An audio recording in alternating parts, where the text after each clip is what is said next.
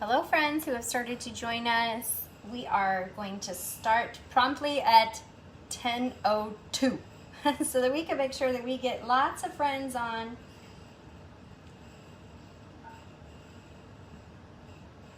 Right now you are looking at a jungle nymph walking stick.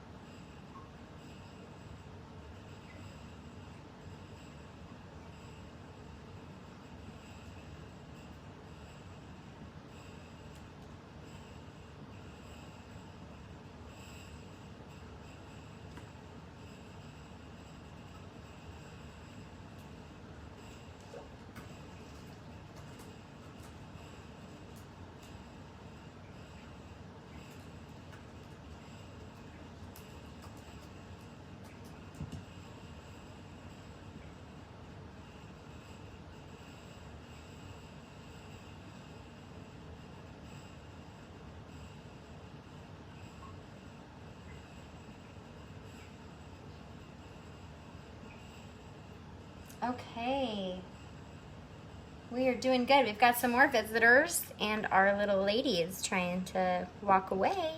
This is a jungle nymph walking stick that you're looking at. We are gonna start at about 10:02 so we can give people time to jump on. We are gonna learn all about this walking stick.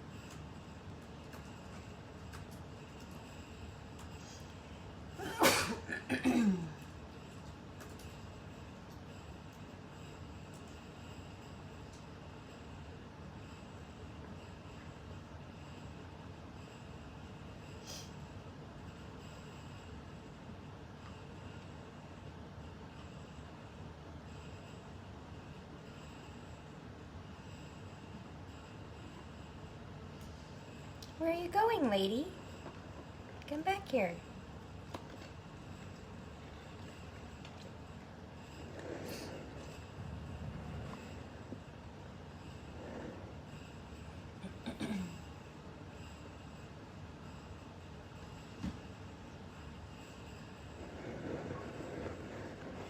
I think I might be making her dizzy.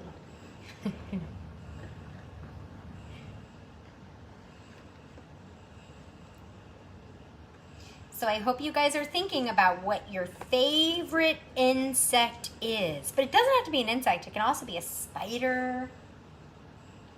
or crab.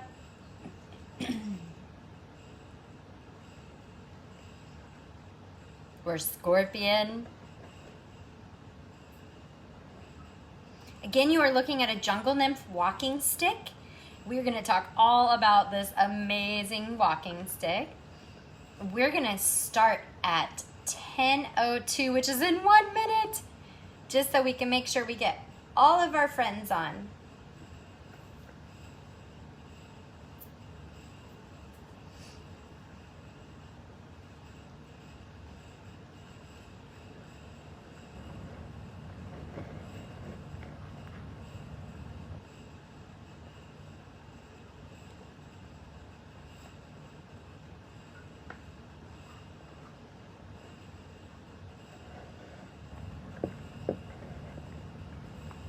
So the friends who have just joined us, this is a jungle nymph walking stick. Less than 1 minute till start time. 1 minute until start time.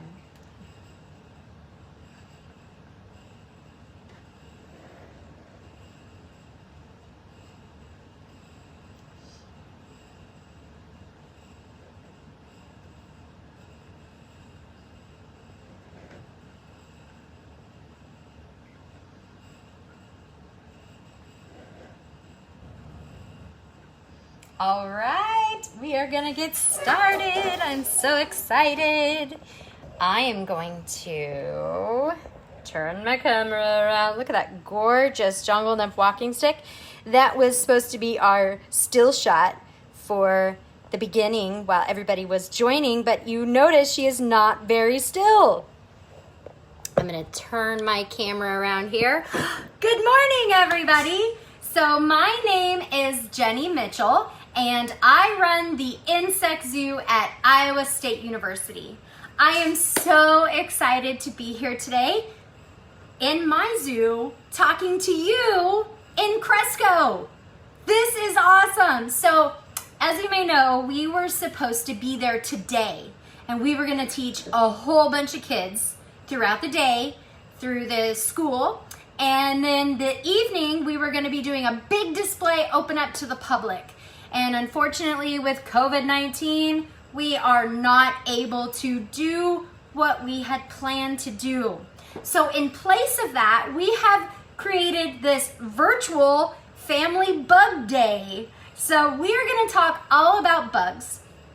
And this live, so if you know somebody who really, really wanted to see it, but they had something else going on, which I don't really know what else you would have going on at 10 a.m. on a Thursday during this isolation period, right? But that's okay. If they want to watch it later, it's going to be available on both the Facebook pages. So the Cresco and Howard County Facebook page, and also the Iowa State University Insect Zoo's Facebook page, so you can view this at any time. What if your friend doesn't have Facebook? Well, problem solved. I'm going to upload this to YouTube, and I will share the link with the wonderful people there at the Cresco and Howard County, and we will share that out to you so that you make sure that those people who don't have Facebook can still watch this. Okay, so as I mentioned, I am an entomologist at Iowa State University, and I get to run this fabulous zoo. Now, what is an entomologist? Does anybody know what an entomologist is? You can type your answer if you want to, or you can just give me like a love or a like, whatever you prefer, if you think you know what an entomologist is. So an entomologist is a scientist who studies bugs. So I am a bug scientist. But you know what? We don't only study bugs. No, we don't. We get to study the largest group of animals on Earth called arthropods. Arthropods are an animal, a whole bunch of animals. And they have something very special and also very different than humans have. So where are your bones at? Can you see your bones when you look at your hand? No, unless you have X-ray vision. I do not have X-ray vision. but I have had an x-ray, which is a fancy picture that they take of a part of your body to see what's going on with your bones. Have any of you had an x-ray? So x-rays are what we need to see our bones. But you know what arthropods have? They have bones on the outside of the body. So when you look at an arthropod, you are looking at their bones. Isn't that cool? So what do we call a skeleton on the outside of the body? Does anybody know? You can give me some likes or some loves or laughing. Don't give me a sad face. If you know, what is a skeleton on the outside of the body called? And I better take care of this little lady here. She is really trying to get away. I'm going to put her back in her little enclosure here. So it's called an exoskeleton. An exoskeleton, my friends, is a skeleton, but it's on the outside of the body. So humans, no exoskeleton.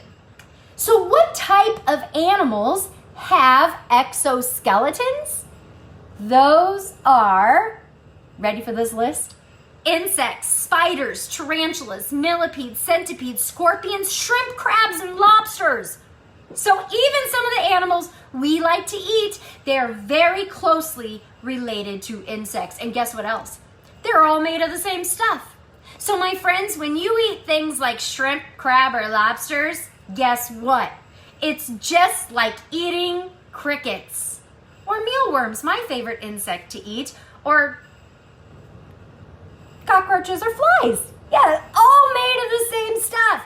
Now today we are not going to eat bugs, but if you did want to eat bugs, I made a video about it. It's on our Facebook page, Entomophagy, the eating of insects. So you can go visit our page and watch that video later. Now, today I gathered some of my favorite friends and I am going to share them all with you today. And they are all alive. So everything that I have to show you is a living arthropod, an animal with an exoskeleton. So we're going to jump right into it. Do you guys like butterflies? Do you? I love butterflies. Show me a little heart if you love butterflies. I love butterflies. But are butterflies always a butterfly? They are not always a butterfly. Before they're a butterfly, there's something else. Does anybody know what that is? You can answer in the comments if you want to. It is a caterpillar. Now, it's okay to call it a caterpillar, but there is another name for it. Does anybody know the other name for a caterpillar? You can answer it if you want to. It starts with an L. It is a larva. That's right, so a larva. So it's okay to call it a caterpillar if you're talking about butterflies or moths, but we are scientists today, so we are going to use the word larva. Very good. I saw somebody say caterpillar there. Good job. So a larva, but wait a minute, was it a larva always? No. Where did that larva come from? It came from an egg, a teeny tiny egg, which a butterfly would lay on a leaf. Now, most insects start their life off as an egg, and then out of that egg comes a larva, and then what happens to that larva? It makes something around its body. Does anybody know what that's called? How about a chrysalis? Everyone say chrysalis. Isn't that a cool word? I'm going to put that word right here. Guess what? There's another word for chrysalis. Does anybody know what it is? It is a cocoon. Everyone say cocoon. That's a fun word to say. I'm going to put the word cocoon over here. Guess what? There's one more word. Why do we have all of these words for the same thing? It starts with a P. It is a pupa. Everyone say pupa. Very good. Funny word, isn't it? I'm going to put the word pupa right over here. Now, my friends, did you notice how I put these words on different hands? That's because they're different. The pupa over here, this is the insect. No matter what, that's what it's called. But sometimes the insect will make something that wraps around its body. We call that a chrysalis or a cocoon, depending on what type of insect it is. I like to call it a bug sleeping bag, because it's just like a sleeping bag that the bug makes, and it wraps around its body, and inside it's nice and warm and dry and protected. But is it sleeping? No, it's not sleeping. It is changing into a butterfly or the adult. Now, I have another animal that also goes through these 4 changes: egg, larva, pupa, adult. Do you want to see it? I'm going to show you the adult first. Actually, no, I'm going to show you the larva first. So let me get this guy out of here. He's in this enclosure right here. This is all really good soil with rotting wood. Great stuff. Good for your garden for sure. Oh, I found him. Let me get my camera turned around here. No more looking at my face. Let's look at some bugs. All right, so here we have, check out this guy. This, my friends, is a larva. Just like a caterpillar is a larva, this is a larva. Look how big he is. I'm gonna put him right in the palm of my hand. Do you see how big he is? He is huge. Now, let's look at him real quick. Is he an insect? How do you find out if something is an insect? Well, you count their legs, my friends. So insects have how many legs? 6. So if we count 6, then we know it's an insect. So let's take a look here. I gotta watch out for his mouth. Let's take a look. Can you see those legs? 1, 2, 3. He is so strong. He's trying to curl back up, and he is trying to bite me. Let me get these down. There we go. He has 1, 2, 3, 4, 5, 6. He has 6 legs. So this larva is an insect. That's cool. Now, if you look at him, I was worried about him biting me. Look at those big, huge chompers. That is his mouth. You see how big that is? And it is super, super strong. Look at that. He uses that to chomp down dead, rotting wood. So they have to be really hard and strong. Have you ever tried to chop up rotting wood? Some of it can be pretty difficult. So he uses that big, strong mouth to chop up and eat dead, rotting wood. And that's all he eats. Wait a minute. Dead, rotting wood? How can there be anything good in dead, rotting wood? There is, my friends. When a tree dies, there are all sorts of nutrients and minerals locked inside of that tree. And animals like this, which we call decomposers, they eat that dead, rotting stuff and unlock the nutrients. So he uses those nutrients and minerals that were trapped in that dead, rotting tree to make his body grow big and strong and beautiful. Isn't he beautiful? Look at that face. Just say yes. Makes him feel good. But guess what? There are nutrients and minerals he cannot use for himself. So what should he do with those? He should share them. So if you look at his body, it's translucent, which means we can see through it. And look back here. Do you see how it's like white cream? He's got a little dark line right here. And then back here, it's super dark. Well, this area, my friends, I call the good poop factory. Yes, the good poop factory. What do you think he makes in the good poop factory? Poop. What kind of poop? Good poop. Who's it good for, my friends? Is it good for you? Should you eat bug poop? No, do not eat bug poop. It is not good for you. It is good for the earth. So these animals, which we call decomposers, are very important for the earth. They make little poop vitamins for the plants and trees all outside so that they can get all of the good stuff they need to grow. So I do have to tell you though, poop from a bug is not actually called poop. It is called frass. So bug frass is very, very important for the earth. It is vitamins. Awesome. Okay, so just like a butterfly is a caterpillar before it's a butterfly, this larva we can call a grub. And I saw somebody said grub up there. That's right. So we can call this larvae a grub. So a caterpillar starts out as an egg. This guy started out of it as an egg. And then out of that egg hatches a caterpillar or a larva. Out of this guy's egg hatches a grub or a larva. And then that butterfly, when it's a caterpillar, it then makes a chrysalis or turns into a pupa. Do you think this guy turns into a pupa? Yes, he does. Does anybody know what it turns into as an adult?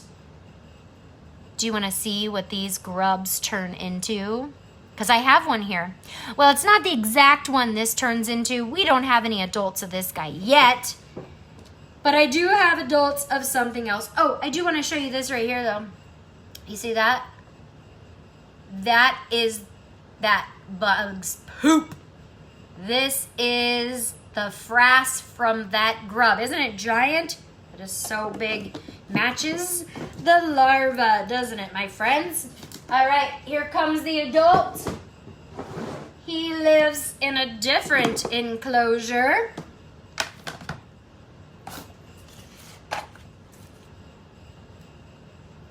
There he is. Check out this beetle. Grubs turn into beetles. That's right, my friends.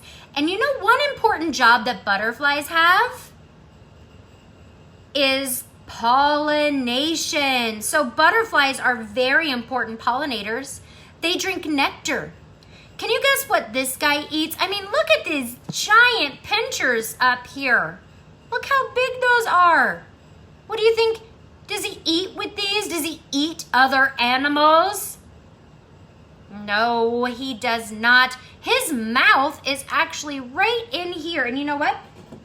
I have this fancy macro lens that I am just going to slide right on to my camera here.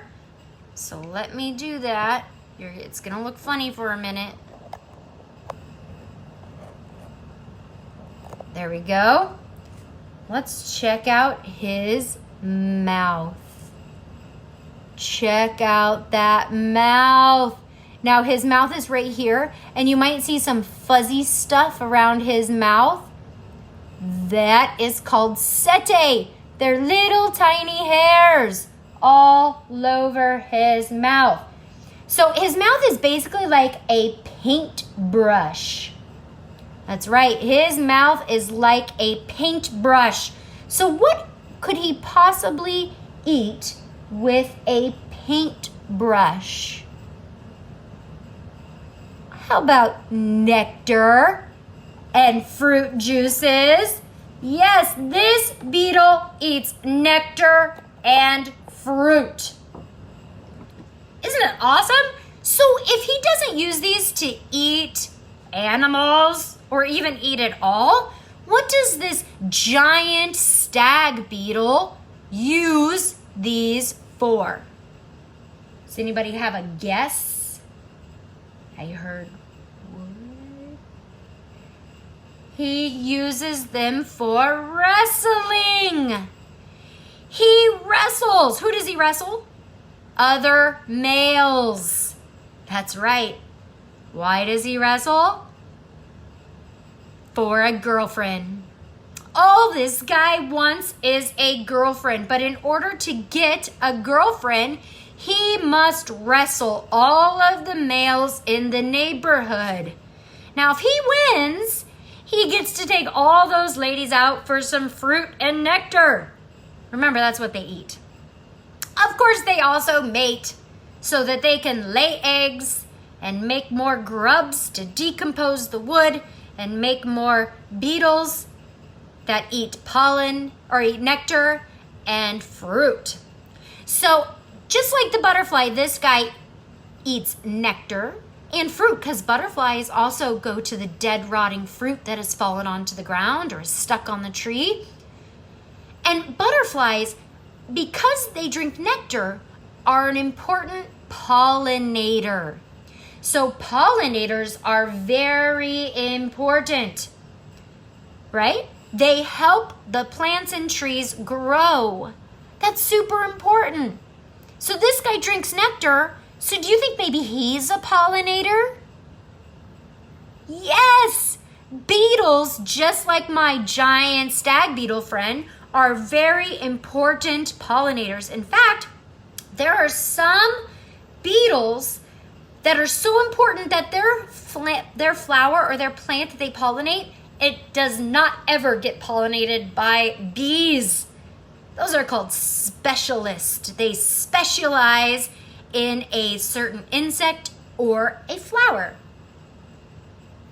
All right, look friends, I'm gonna put my beetle friend away. So say goodbye to his cute little face. Look at his little bug face, isn't he so cute? He says bye, thanks.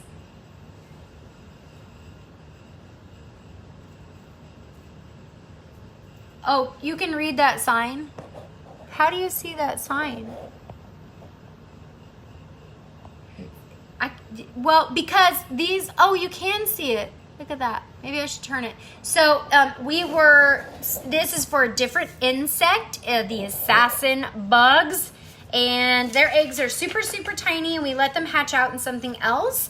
And then we go through it. And then we are looking to see if more are going to hatch before we freeze the soil and start over with it again. So it's just a little note, and it's also an enclosure that is tall enough for me to use as a prop for my phone. All right, friends, do you want to see something else? Let's look at another beetle, because we're going to talk. So we know that insects have how many legs? 6. We know that insects have 6 legs, right? So this is another beetle. This is a darkling beetle. And I'm going to put him in a bowl so that he does not escape from me while I get out the larva of this beetle. So that is a mealworm, and it's actually a super mealworm. And this larva turns into this beetle. I'm also going to slide my little macro lens back on there. And we're going to come up close. So you see the larva? It is called a mealworm, but is it a worm? No, because worms don't have legs. So if we turn this over here, let's look at his legs. How many legs do insects have? 6. So how many legs can you count? 1, 2, 3, 4, 5, 6. 6 legs. So this mealworm is an insect. Okay, now let's check out the beetle, because if insects have 6 legs, then how many body parts do they have? Does anybody know the answer to that question? How many body parts does an insect have? It has 3. A head, a thorax, and an abdomen. So let's look at those. Let's look at those 3 body parts up close and personal. Here we go. 3, very good. I see your answer. So we can see, what are these things wiggling around here? Does anybody know what those are? Antennae. That's right. Let's see if I can get this little light to work here.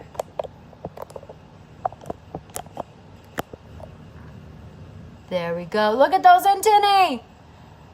And so we can see antennae on an insect's head.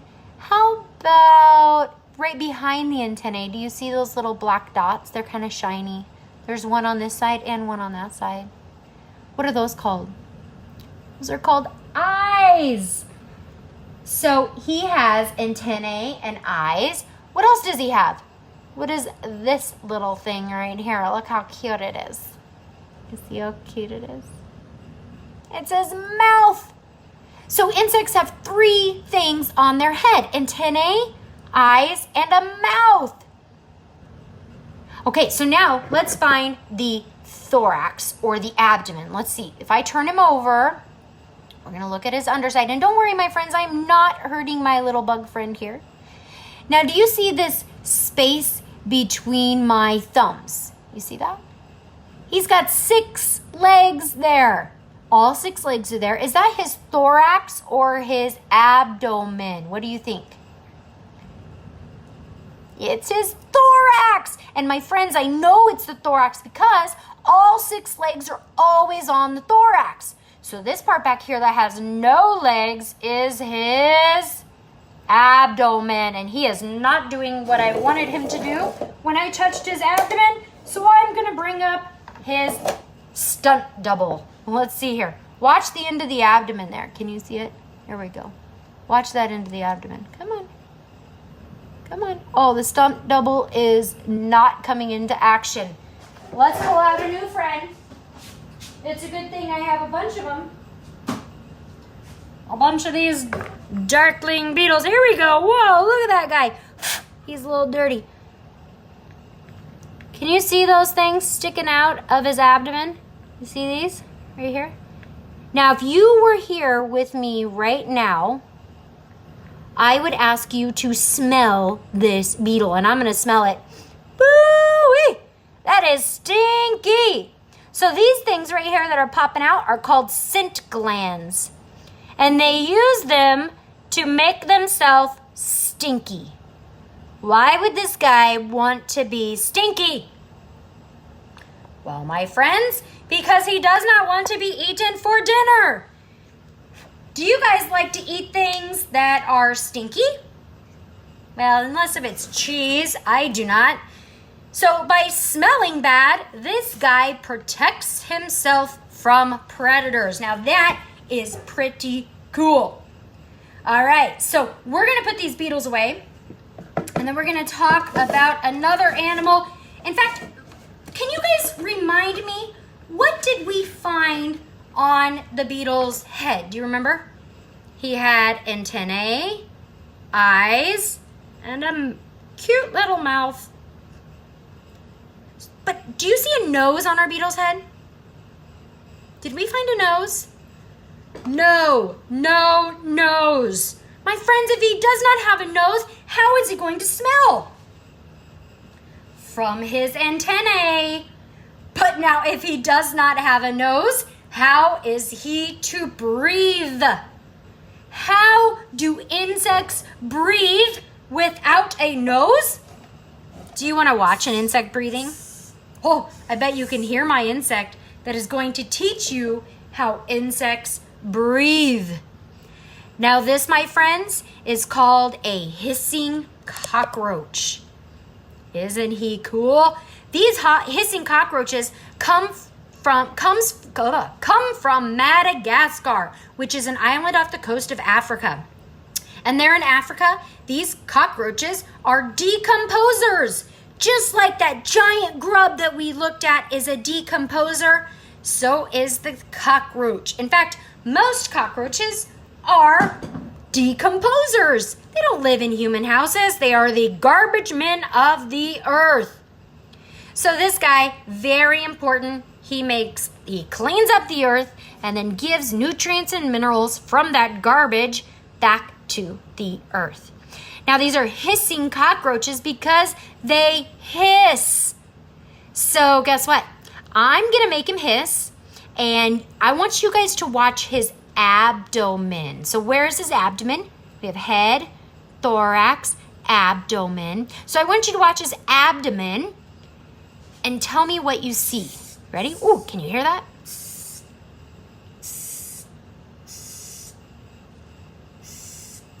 Oh, there was a good one.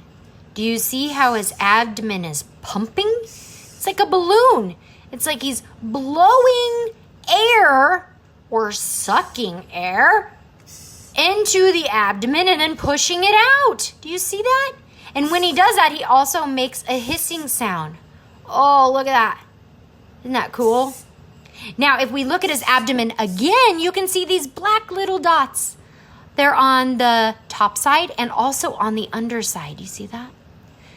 So now inside of those dots are actually teeny tiny holes.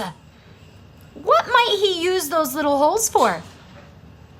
For breathing. So my friends, insects do not breathe through their mouth or their antennae. They don't have a nose.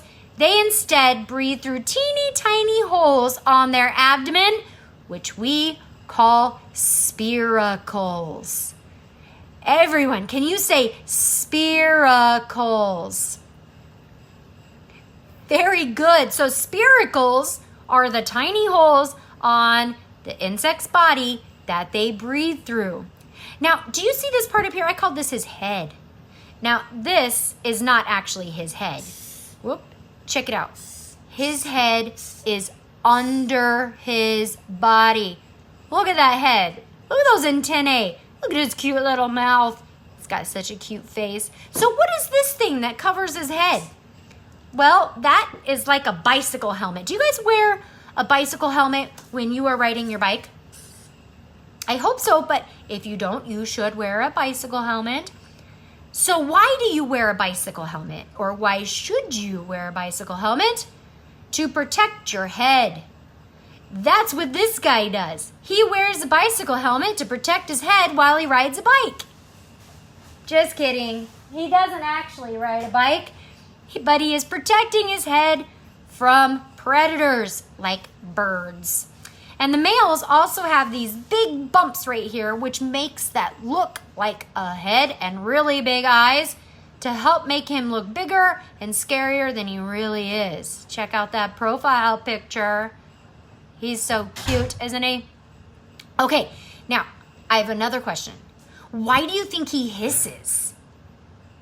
So does he hiss every time he breathes? No, do you hear him hissing right now? Oop, he just scooted right off my finger. So why do you think he hisses in nature? Because I don't go around and poke the hissing cockroaches in nature. He hisses to protect himself from predator. That's right, he does not want to be eaten for dinner, so he hisses. But why is a hissing sound going to scare away a predator? Well, what other animal hisses other than a cat? A snake. Snakes hiss, and snakes are predators. They eat other animals. So it makes sense that there would be a lot of animals afraid of snakes. So this guy is just pretending to sound like a snake to protect himself from predators. Isn't that very clever? It is. Now, my friends, don't we have a special name for animals that pretend to be other animals to protect themselves from a predator? Does anybody know? Sorry, friends. Let me just, I thought I turned on my do not disturb. Don't worry, I will do that now. So what do we call an animal that pretends to be another animal to protect themselves from a predator? Does anybody know? It starts with an M. It is a mimic. Everyone say mimic. A mimic is an animal that pretends to be another animal to protect themselves from a predator. So our cockroach is a mimic of a snake. Do you guys want to see another mimic? Because I have one here. I want to show you so bad. Let me get him out of here. He, of course, is in a different enclosure because he would eat the cockroach. Oh, check out this beauty. Now, this is a male. This is a whip scorpion. But my friends, it is not a real scorpion. Guess what animal it is mimicking? A real scorpion. But if you look closely at him, do you see the tail? Look at that. Do you see a stinger on that tail? No stinger. There's no stinger. So no stinger means no venom. It means this animal cannot sting you. Also, look at those pinchers. Do you see his little pinchers? Oh, I'm so sad for him because those pinchers are actually very small and they close funny. Do you see? They close like this. They only close like that. Scorpion's pinchers close like scissors, like this. So which is going to hurt worse? A pinch from a whip scorpion or a pinch from a scorpion? A scorpion. In fact, this whip scorpion cannot even pinch you. It just uses those little pinchers to put food into its mouth. Oh, my friends, this poor little creature, it has no stinger, no venom. It has small pinchers that close funny. How is he gonna protect himself from a predator? I feel so bad for him. By mimicking. He is mimicking or trying to look like a dangerous animal, a scorpion. Now, before I put this guy away, I want you to know that he is an arachnid. So an arachnid are like spiders or tarantulas or scorpions or these whip scorpions. He has 8 legs. Wait, it looks like he only has 6 legs. What are these long things up here? Those are called whip legs, and he uses those to feel around. Isn't that so cool? Now his tail, he doesn't use that for protection. It's got little hairs all over it. Should we look at them? Let's get our little macro lens on there. So here comes the macro lens. And we're gonna turn on the light. Let's see if we can see that setae. Sort of. You can see it down here. See if I get yellow because those hairs are kind of red. There, you can see them. Look at those little hairs. Those are called setae. So it's like a butt antenna. Yes, it is like a butt antennae. It is used for feeling around. So these front legs also used for feeling around. But now this animal does have another way of protecting itself. It can secrete or let out acetic acid, which is just vinegar.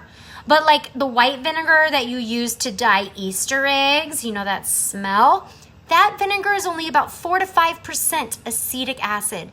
This guy, his secretions, the liquid he lets out, is about 84%. That is a whole lot more acetic acid. It is super, super strong. So this animal is native to the United States. In fact, I collected this down in Arizona. All right, now do you guys want to see a real scorpion? I have a real scorpion that I just love to pieces. She is just the cutest and sweetest little scorpion on this planet. And if you would like to challenge that with your scorpion, I accept your challenge. So let me get her out here. Oh, look at you. You are so cute. Wow. Look at this flat rock scorpion. This flat rock scorpion is native to Africa. And it's called a flat rock scorpion because it's primarily flat, but she's kind of chubby. She really likes to eat.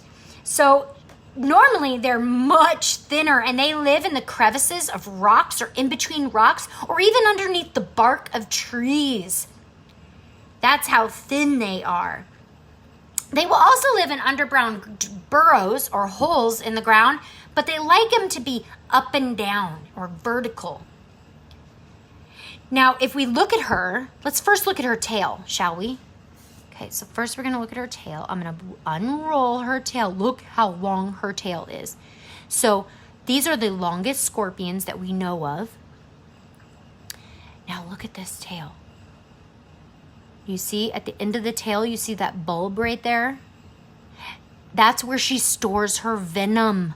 Venom is just a poison that is injected or put in with fangs or a stinger. And then look, you see the tip of that stinger is, or the tip of that bulb is her stinger. Let me get it uncurled here again. Turn you sideways. Do you see that little tiny stinger? It's so cute. Now, scorpions use that stinger and that venom to kill or slow down their prey that they are eating. Except this scorpion right here, this flat rock scorpion, she does not use her venom to slow down or kill her prey.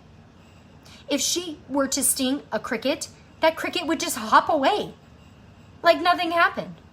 So what does she use instead of her stinger and her venom to slow down or kill her prey? She uses her pinchers. Look at those giant pinchers. Those are so strong. In fact, they are strong enough to crush the exoskeleton of other arthropods or even break the bones of small animals like mice or lizards. So what does her sting feel like for a human if it does not affect a cricket? Well, I know because I have been stung. It feels like you get poked with a needle. It tingles for about 2 seconds and then it goes away. But did you know that there are scorpions that can kill you? Yes, scorpions are dangerous. So never ever go and hold a scorpion, okay? I know what I'm doing, and I would not just go out in the wild and pick up a random scorpion that I did not know or know what kind it was. So I learn a lot about scorpions because I go and collect scorpions when I'm able to. Of course, we can't collect them here in Iowa. Now, the scorpion's pretty cool, right? But do you want to see how a scorpion attracts or lures in its prey? Where are you trying to go, my friend? Do you want to see that? Okay, well, first we need a little bit of history. Ready? So what color is this scorpion right now? Is brown or black? That's right, it's dark color. Now that's what you see. That's the color humans see. Did you know that there are colors on our earth that humans cannot see? Yes, mind blown. There are colors that you cannot see. You may not be able to see them, but other animals can. What other types of animals? Well, birds and insects. Insects can see different colors than humans. Some of those colors that insects see are called ultraviolet light. Ultraviolet light. You can also call it a UV or UV colors. So they see ultraviolet colors. Now, humans can see ultraviolet colors also, but we need this type of flashlight. Now, this is a black light flashlight, and you can see it shines purple on that. And then if I shine it on the yellow, it looks kind of blue. This is an ultraviolet flashlight, or you can call it a black light. So I'm going to turn off the lights, but I want to remind you, what color is our scorpion with the human eyes? It's brown or black. Okay, now I'm going to need you to turn on your insect eyes. Oh, you didn't know you were supposed to bring your bug eyes today? I'm going to turn off my light.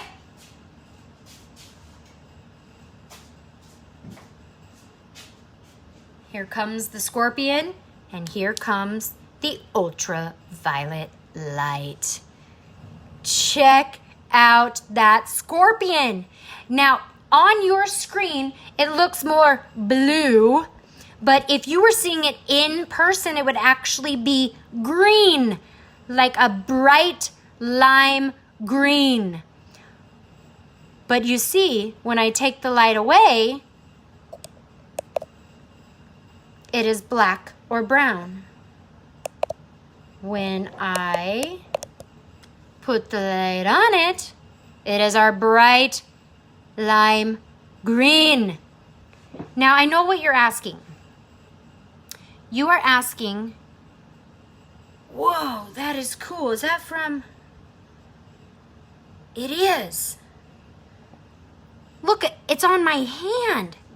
Do you know why that is on my hand? Let me turn this on. Sorry, I'm getting distracted. Well, I don't know. But you know what I picked this morning? But I've washed my hands since then. What is that on my hand? I'm going to have to find out what that is on my hand. Because it's not from the scorpion. Watch. See?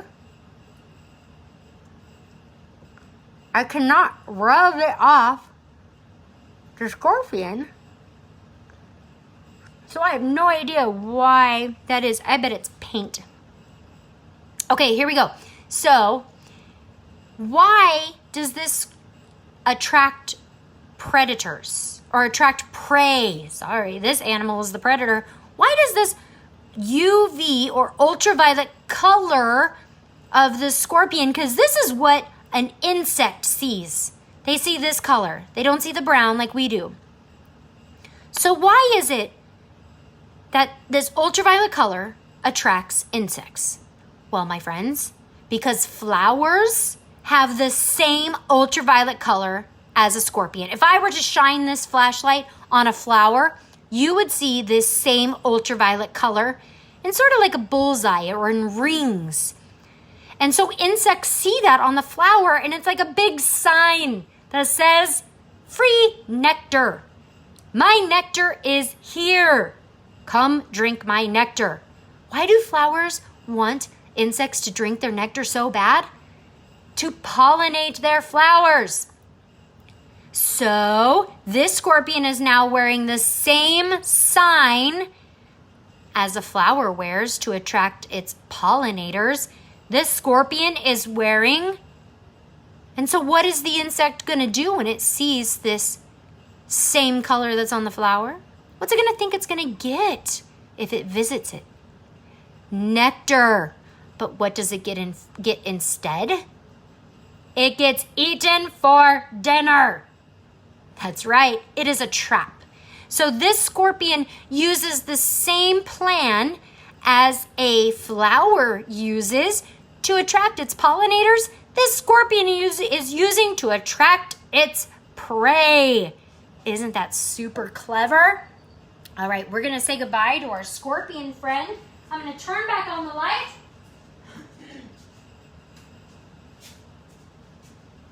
And we're going to look at the awesome animal that we started with and our still shot. All right, let me get this one out. We actually are going to look at two. Come here, my friends. You come here too, crazy little fella. Ta-da! Both of these animals are jungle nymph walking sticks. Jungle nymph walking sticks. They come from Malaysia. I'm actually going to flip my camera here because you can see them better like this. They come from Malaysia, which is very far away from Iowa. Now, one of them is crazy. One of them is a female and one of them is the male. Can you guess which one is the female and which one is the male? Any guesses? The green one is the female and the brown one is the male. Now we're going to first talk about the male because he's small and brown. And here's the thing is that in the world of bugs, the males are smaller usually, but they also have wings and can fly. And check out this guy's wings. Let's see if I can make him fly. You want to fly, man? He's not having it. I I thought he was going to fly, which is really fun when he does. But he's like, no, not today. Thanks for asking. But he has these fully formed wings, and he can fly. Isn't that super cool? Now, what does he look like? He is camouflaged, or he blends in with the environment. He is camouflaged as a dead leaf. Check that out. Pretty cool. All right, I'm going to let him go back in here, and I'm going to pull out my female who was walking away. This is the female. Look how big she is. She's huge. In the world of bugs, males are small. Girls are bigger and prettier and also live longer than the males. Do you know why? Because girl bugs rule the world. That's why. Okay, I mean, they do rule the world, but boy bugs are pretty cool too. Remember? That one could fly. She cannot fly. Check out these wings that she has. She does have wings, but they're super tiny. Instead, do you know what she uses them for? Making sound. Watch this. If I pretend like I'm going to eat her, can you hear that sound? Not only is she making that sound, but she's also trying to lift her legs up. Come on, I'm going to eat you. Mama, she just doesn't believe me. She will lift her abdomen up and spread her legs and try to poke me with these little spines that are all over those legs. You see those spines there? Oh yeah, those hurt. It's like a thorn bush. So she is trying to protect herself by being camouflaged and also by making a sound with these wings and by trying to poke whatever is trying to eat her. Now what is this right here? Look how dirty that is. And doesn't that look like a stinger? It is not a stinger. It is called an ovipositor. Ova means egg. Posit means to put. So it is her egg putter. That's how she lays her eggs. And she drills that down into the soil and lays the heaviest egg of any insect. And that egg will take over a year to hatch. Which for an insect, where some eggs hatch in one day or a couple hours, that is a really long time. Now we're going to put her away, but before she goes, she wants to show you her cute little face.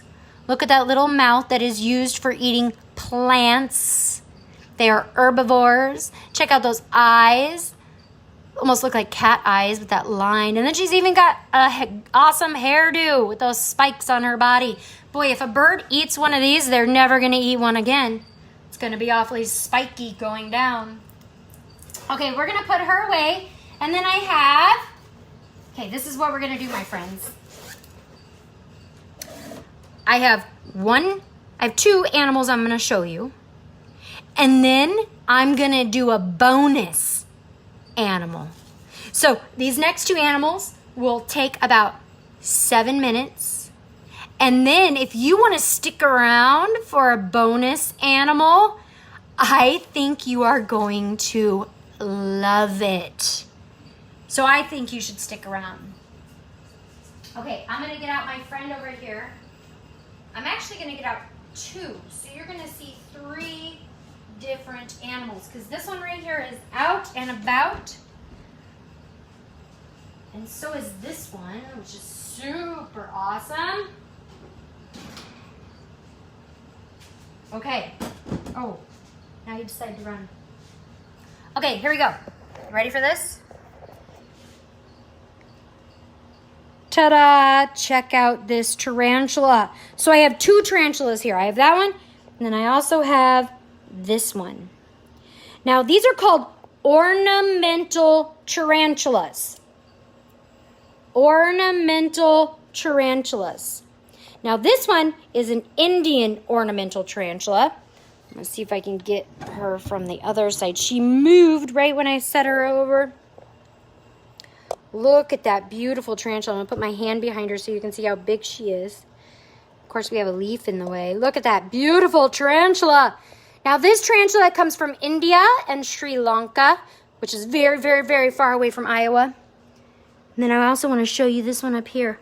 This one is a Goody Sapphire ornamental tarantula. See if I can move this without getting her spooked. Goody sapphire ornamental tarantula, and she is not in a good position for us to look at her. From there, let's come up here. I'm going to open it a little bit. Now, I really want you to see her because she is a beautiful blue color. Can you see that beautiful blue color? Oh, bright blue. And then she's got those white stripes and yellow. And this one just comes from Sri Lanka. It's only found in Sri Lanka. And this one over here is white and black with the yellow. Now, these are beautiful, bright tarantulas that live up in the trees.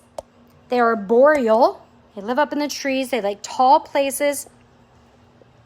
But they look pretty scary, don't they? Is anybody afraid of tarantulas? Don't feel bad. There's lots and lots of people who are afraid of tarantulas. Now, what if I told you that this tarantula is the most venomous tarantula that we know of? Would I die if I was bitten by these tarantulas? No, I would not, because tarantula venom cannot kill humans. It would hurt really, really, really bad, and it could hurt for many, many days, but it would not kill me. Let's put this up here. Does that help with that? Yes, it does. So it won't kill me, but it'll hurt really bad, so it's still really scary. So what do you think humans do when they see these tarantulas? What do you think they do? You think they just move them outside or just leave them alone or have tea with them? No, they kill them. So humans fear these animals, and because they're afraid of them, they just kill them. And now, remember, these tarantulas are arboreal, so they live in trees. But guess what is happening to all of their homes? All of their trees they live in are getting cut down. So now these tarantulas, they have no home in tall trees, so they go and they live in the next tall thing they can find, which are human buildings. And since humans are afraid of these, what do the humans do when they see them? They kill them. Just one of them? Nope. All of them. These animals, which there are 13 species or kinds, are endangered species. This one that you're looking at right now, the Goody sapphire ornamental, endangered species. This one here, the Indian ornamental, has not been classified endangered yet, but it is under investigation for it, and it will be put on that list. And so will 12 more species of these tarantulas. And it's because of losing their trees that they live in, so their habitat loss and human fear, because the humans kill them when they see them. Now, my friends, I'm going to turn this around here. It is our job to take care of everything that lives on this earth. Am I right? But what if we're afraid of those animals? Should we still take care of them? Yes. What if we think they're gross or icky? Should we still take care of them? Yes. My friends, it does not matter how we feel about the animals that live on our earth. As humans, it is our job to take care of all of them. So I was just wondering if maybe you guys could help me take care of bugs. Do you think you could do that? I bet you can. You know, things that I do, I don't kill bugs when I see them. If they're in my house, I let them go outside. Even paper wasps. That's right. And I think on Friday, I'm going to talk about paper wasps because they are super important and they are not aggressive. So you can come check out our Facebook Live on our Insect Zoo's Facebook page on Friday at 10 a.m. That's tomorrow, where I'm going to talk about paper wasps. So, back to what we were talking about, it's our job to take care of them. So if you find an insect, don't smash it, help it outside. It does not want to live in your house. If you see them outside, just leave them alone. Also, plant plants, flowers, bushes, trees that the bugs like. And then don't spray any icky pesticides on it. So right now I'm turning my whole yard into a pollinator garden. It's gonna be amazing. It's gonna take me a couple years to finish it. So my friends, if you can just make sure that you're helping me take care of bugs, that would be super awesome. Now I have a bonus animal for you guys. Do you wanna see it? But in order for me to show it to you, we have to travel upstairs because this bonus animal, I cannot move it anywhere. It has to stay right where it is. So do you guys want to see it? Because I really want to show it to you. Okay, so I'm going to turn my screen around here. Oh, nope. Hello. Hi. How's it going? I have to go and get my lovely little key card, which I left in my office. So we are in the Science Hall 2 building right now and heading into my fabulous office, which is super decorated with lots of bug stuff because people send me lots of awesome stuff. So, okay, now we're going to go hop into the elevator of the Science Hall 2 building. Okay. Elevator was already here waiting for me. Isn't that nice? So we are on floor 4. We're going to go up to 6. So am I losing? Hi, we lost you for quite a while. At least I thought I did. Okay, here we go. We're in our room. And this door right here. Okay. I'm ready. I'm going to turn this around. Now, this looks kind of messy because we don't travel with this. Instead, we have a webcam on it. Turn around. Look, we have a webcam over there. And if you tune into our webcam right now, you will see this sign. But check out this. These are, do you know what these are? I don't want to spoil it for anybody. Check these out. These are honeypot ants. So, first we're gonna look at this up here. Do you see this ant right there? Can you see her? That is the queen of our honeypot ants. We call her Queen Phoenix. She is absolutely amazing. She is the queen of this colony. She has laid all of these eggs that hatched these ants that you see. So Queen Phoenix is more of a slave, not a queen. I'm going to point to her with my little needle here. You see her right there? She is more of a slave than a queen. She is fed by the ants. She's cleaned by the ants. And she is encouraged to lay eggs by those ants. So really, she doesn't get to do the things that she wants to do. She has to do the things that the ants want her to do. Now, you might see all these little white wormy things, and you can see one doing the worm right now, right there. He's really good at doing the worm. But is it a worm? It is not a worm. It is a larva. Remember, we used that word before. A larva.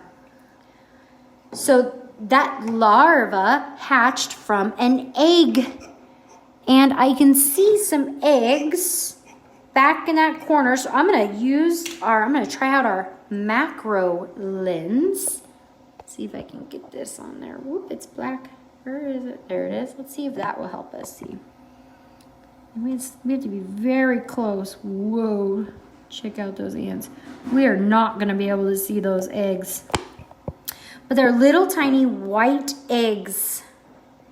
And they hatch out. Now look at those larvae. Aren't they so cool? Check those out. Now you can watch this anytime on our ant cam. Look at them move around. So these worker ants that are crawling all around here, look, there's some over here. They are feeding those larvae. Now they feed those larvae dead insects. But what are all these balls hanging up there? Well, that's where they get their name from, honey pot ants. Those are ants. Can you see the head on that ball and the legs? They are hanging on as tight as they can with those legs to the top of this chamber. This would be underground if this was in nature. This would be underground, both of these. And they store nectar. Where does nectar come from? Flowers. They store that nectar in their crop, which is actually a little tiny stomach before their real stomach, and it extends down into the abdomen and blows it up like that. So when a worker ant needs some food, it will go up to a honey pot, which we call repletes, and it will tap it with its antennae and encourage it to regurgitate, or like throw up, the nectar. Isn't that cool? So cool. So those ants, they can't walk around.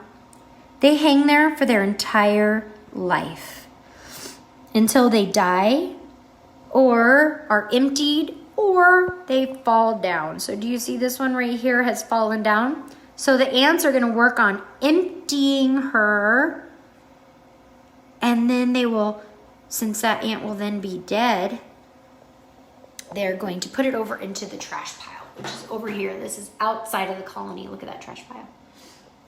So now this area over here is what we call the foraging area. So there's a little hole. You see the hole? And that goes down in right over here.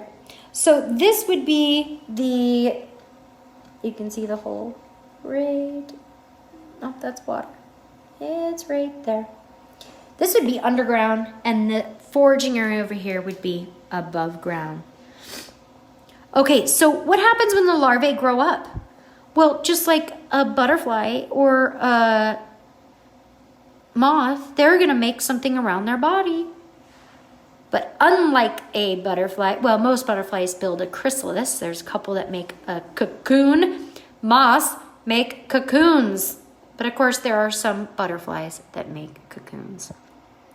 And my friends, that is what is happening right here. So you might see this ant. Do you see that ant right there? Where's my needle? That ant just carried over a pile of sand and laid it on this larva. Did you guys see that? I'll probably do it again. They are helping that larva spin its cocoon. And in order for it to spin its cocoon, it must have sand. And look, they're helping another one on the other side. Can you see that? Isn't that amazing? Now you see those little white things that look like little pieces of rice or big pieces of rice? Those are the pupa or the chrysalis. And here is a whole pile of them right here. So they keep them down next to this. This right here is a heat strip. And they like those pupa to be warm, so they put them on the heat strip. Okay, so now why do these animals store nectar? Can't they just get nectar anytime they want? No, they cannot. Honeypot ants live in deserts. This species lives in southern United States and Mexico. In fact, there are 28 species of honeypot ants in North America. That's right, 28 different kinds of honeypot ants just in North America. So why, if they live in the desert, is there nectar all the time? No, there is not nectar all the time. So they go out during the monsoon seasons. That's when it rains a lot in the desert.